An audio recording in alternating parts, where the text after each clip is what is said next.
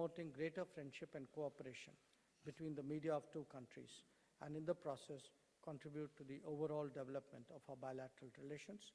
I'm confident that the forum was a big success, and once again, I thank our hosts for all the arrangements for what has been today a very productive and successful day. Thank you.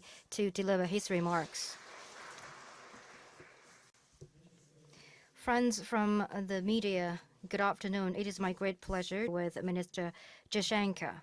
Minister Jaishankar had served as Indian ambassador to China for many years, making positive and active contribution to China-India relations. This is his first visit to China after he took office as the foreign minister. Welcome, Excellency. This morning, Mr. Minister and I held official talks, during which we had an in-depth exchange of views on bilateral relations and international and regional issues of shared interest. We are of the view that as the two major developing countries and emerging economies with 1 billion people each, observance to the 5 principles of peaceful coexistence, friendly relations between China and India fully serve the fundamental long-term interest of both countries and both peoples. It also will make our further contribution to world peace and human progress. We are of the view that guidance provided by our leaders is the most important guarantee for the growth of China-India relations, the most important political guarantee. It is especially important to maintain high-level engagement momentum, in particular, make good preparations for the second informal summit to ensure that China-India relations will continue to move forward along the right direction. We are of the view that to ensure the success of this high-level mechanism on people-to-people and cultural exchanges, the strategic economic dialogue, financial dialogue, and other important institutionalized dialogues are very important. We need to strengthen our cooperation mechanisms, including more defense exchanges, so that we can build more practical results. We're of the view that we need to further deepen our practical economic and trade cooperation. China appreciates India's concerns over trade imbalances, and we stand ready to continue to provide facilities to Indian exports to China. At the same time, we need to think more broadly and expand cooperation in investment, industrial production, tourism, border trade, and other areas, so that we can achieve overall balance in our economic and trade relations. We are of the view that we need to abide by the UN Charter, respect sovereignty and territorial integrity of all countries, and to properly address relevant disputes through dialogue.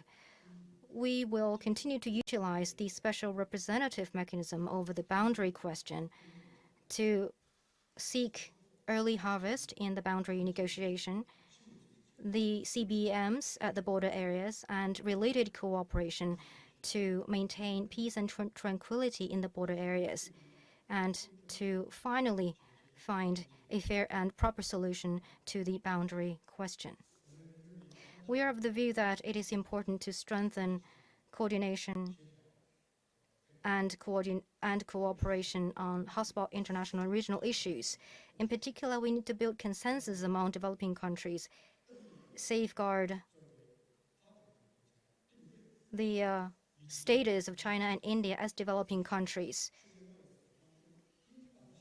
and the development right that we enjoy within the WTO and the legitimate rights and interest in that regard. We need to firmly push back unilateralism, protectionism, and bullyism with concrete actions, and firmly uphold the purpose and principles of the UN Charter and the basic norms governing international relations. Well, there are some differences between our two countries. We don't shy away from those differences. We exchanged views on those matters in a candid manner.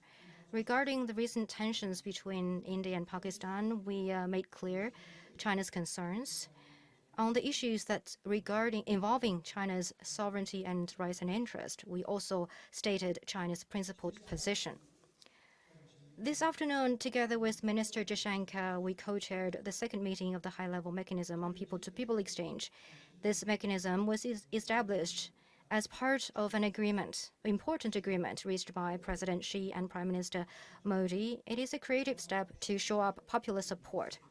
Leading officials from over a dozen departments and ministries attended the meeting, and together we reviewed the progress made since the first meeting in this particular area, and we explored together the future plans for cooperation.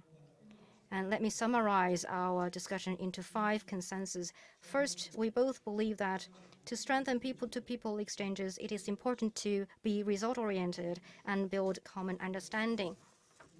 Through the effective mechanism, we can carry forward our traditional friendship to the general public and translate the leaders' consensus into real action and strengthen the momentum of people-to-people exchange so that we can have sustained driving force for China-India relations. Second, we both believe that to strengthen people-to-people exchanges, we need to be inclusive and build common ground while minimizing differences. Internationally, there are some people that are trumpeting clash of civilizations, and they are trying to politicize cultural differences. It is even more important that we join hand to write a new chapter, that our two civilizations coexist in harmony with mutual respect, and we jointly drive progress in Asia and for humanity. Third, we both believe that we need to have careful design and create some premium products. Today, our ministries and departments have put forward a lot of constructive initiatives and proposals. Let me give you a few examples. Minister Jashanke also mentioned that almost all Indian people want to pay pilgrimage to the Kailash and Mansarovar. The Chinese government, in particular the local government in Tibet, have been working to provide facilities for that. And that pathway has increasingly become a pathway of friendship. And today, some officials propose that we can co-produce a documentary on the pilgrims so that we can tell a good story of our traditional friendship. Another example is that to carry forward Dr. Cotton's and advocate the internationalism that he represents, China and India have put together joint medical team. On a regular basis, the medical workers will go to remote areas in both countries to provide treatment to the local people and promote their fitness and wellness. And it is our hope that our media agencies present here today can follow up on that initiative and to help us spread the story of our friendship today. In addition, the youth department proposed today that we will hold an young entrepreneurial forum. That is very important, and I hope that you will pay more attention to that, because this will mean a story that is future-oriented. And today we have signed a number of agreements on people-to-people exchanges. We have already held, and we are going to host a series of side events. This high-level media forum just concluded is one part of that. And we need to have creative forms, have clear priorities to make sure that the outcomes of each meeting of this mechanism will be duly translated into reality. Well, in principle, we have agreed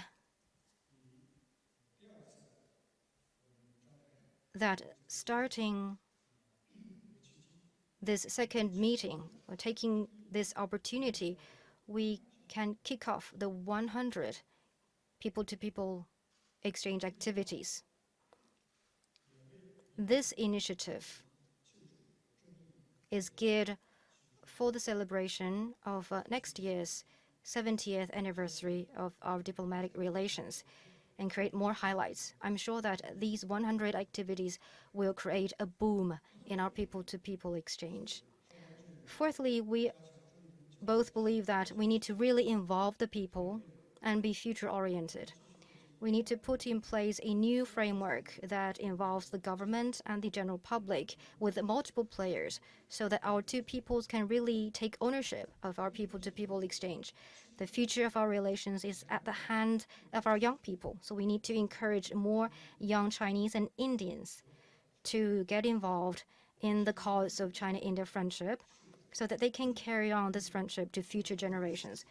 Fifthly, we both believe that we need to make tireless efforts in this regard.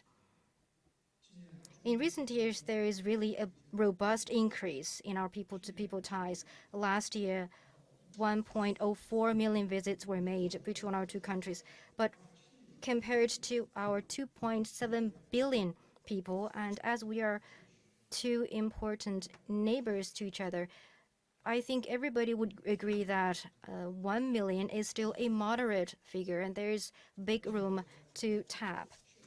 And plus, we have already had a lot of good ideas that are waiting to be translated. So we need to think creatively and keep working. While taking this opportunity, I'm extending my congratulations to the successful conclusion of the Media High-Level Forum. Since 2013, this forum has been serving as the highest level and largest institutional exchange platform for the media between our two countries. It has facilitated mutual understanding and cooperation in this regard.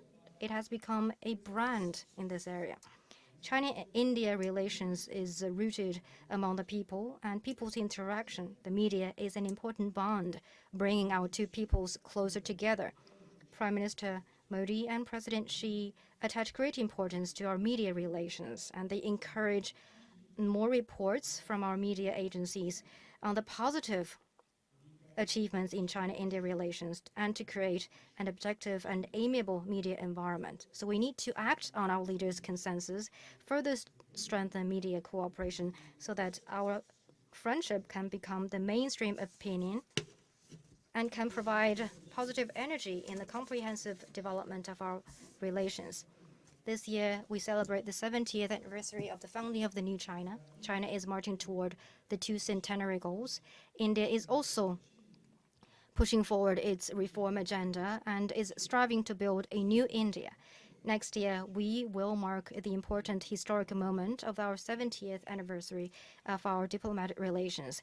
It is the right time to step up our efforts, and much can be achieved if we do that. So we hope that our media can bear in mind the mainstay and direction of China-India relations and continue to serve as the medium of our friendship and promoter of the friendship between our two peoples and mutually beneficial cooperation to report China-India relations in an objective and balanced way and to do a good narrative of the Chinese and Indian story and to China-India relations. Thank you. Thank you, State Councillor Wang Yi. Let me suggest that with another and Foreign Minister Jaishankar. Now let me announce the end of the closing ceremony